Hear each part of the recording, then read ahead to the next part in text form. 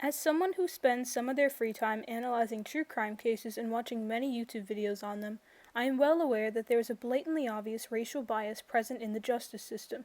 The system favors white people, and systemic racism is rampant within it. A driving factor behind why racism is embedded as a normal practice within society is the prevalence of institutional racism, which is a government or government agency that structures its justice department and officers to target certain minorities. The socialization process often makes people falsely write black men and women off as inherently deviant or criminal, leading to discrimination in many aspects of life, but particularly the criminal justice system. As a white woman, I can't speak to this personally, but someone who absolutely can is exonerated Central Park 5 survivor Dr. Yusef Salaam. Here's what he said in a video about black trauma from June 7th, 2020 on Now This News' YouTube channel. When they cry, we die. Young black men and also black women are always viewed in the worst way first, then in the most positive way, because of the way that we've been socialized. There is a benefit to be gotten to make us to be seen as the criminal. And it goes all the way back to the inception of what happened in this country that formed it. We were brought from Africa as chattel slaves. We were enslaved when we got here. We weren't slaves because the reality of who we are is in the statement that Dr. John Henry Clark said. If you begin a people's history with slavery, anything after that looks like progress. Black people are overrepresented in practically all aspects of criminal justice. There's the standard aspects most people know, being they're more likely to have the cops called on them and to be arrested. But it goes much deeper than that. In fact, black and Hispanic drivers are both searched 3 times more often than white drivers. Additionally, sentences for black people are 25 to 40% longer for the same crimes as white people. Let's take a look at what people think about the fairness of our justice system. This graph from Statistica shows a divide in opinions between blacks and whites about the topic. White people tend to think that the legal system treats blacks and other minorities equally to whites, but a decent amount do disagree. Meanwhile, black people overwhelmingly reported that they think blacks and other minorities do not receive equal treatment. This disconnect is not that surprising, since black people are the ones who would be experiencing the unfair treatment and can testify to it. Now, keep in mind that this is data from 2013, as we can see in the additional information note at the bottom. Some more recent data can be found here from pewresearch.org, conducted in January and February 2019. The trend of blacks asserting that they are treated less fairly in the criminal justice system still stands. White people seem to still be trailing behind black people in their opinions on this. Although all the reasons not to think blacks are treated as fairly in the system being emphasized so much in 2020 particularly, definitely makes me hope more white people are changing their minds. Now, let's switch gears a bit and go back to Dr. Yusef Salaam and the Central Park 5, an extremely famous case that I want to take note of. The Central Park 5 case involves the aggravated assault and rape of a white woman named Trisha Mailey, a jogger in Central Park in New York in April 1989. The police honed in on 5 young black and Latino teenagers and coerced false confessions out of them after intensive interrogations, leading them to be unjustly charged with the crime. 15-year-old Yusef Salaam was brought in for questioning, as well as 3 other boys who ended up being part of the Central Park 5.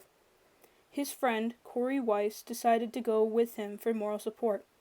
This turned out to be a big mistake, though, since the police ended up pulling him into the interrogation room as well.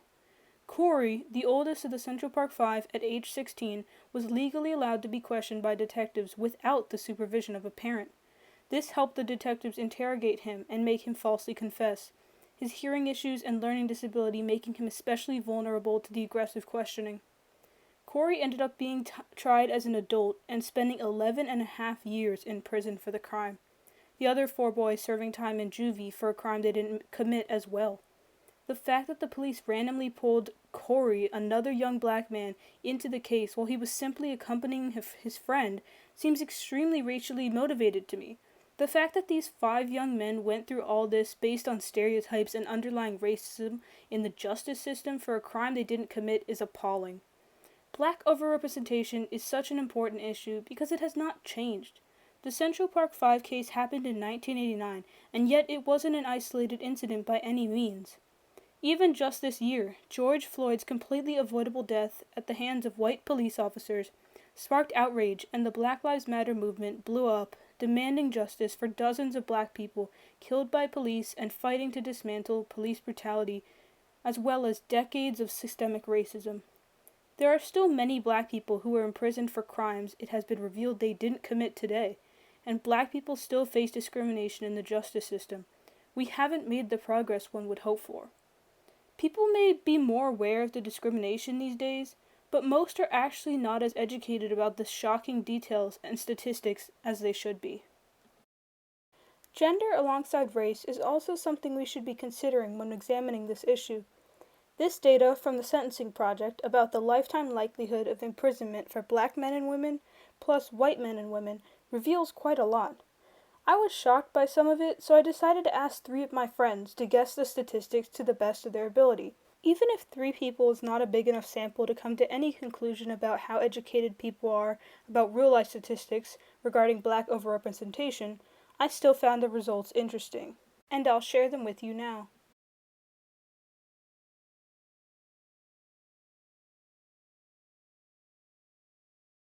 Okay, so 1 in how many white men do you think are likely to be imprisoned sometime during their lifetime?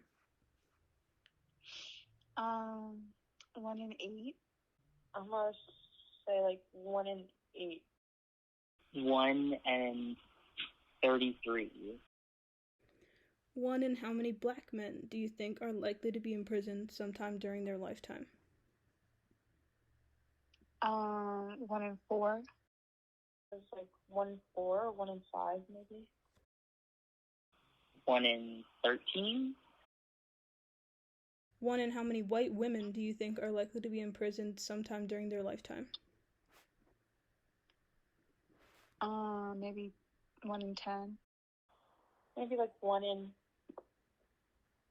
20. 1 in 43. And 1 in how many black women do you think are likely to be imprisoned sometime during their lifetime? 1 in 7 maybe. 1 in 18. 1 in 28. As you can see, in some categories they get pretty close to the correct answer, like Kayla and Michelle for black men, but in others, like everyone for white women, they're pretty far off. The best way to generate a path forward would be raising awareness and doing research to highlight the unjust racial disparities. People have been speaking out about black overrepresentation in criminal justice more and more as of late, and hopefully that will help us work towards a goal of getting actual sentencing policy reforms. Education of the true scope of this issue is also important, and there are many resources available online, such as the Sentencing Project, courtinnovation.org, and various fact sheets or infographics. With only the click of a button, you can help educate yourself and lend your voice to the crowd demanding justice.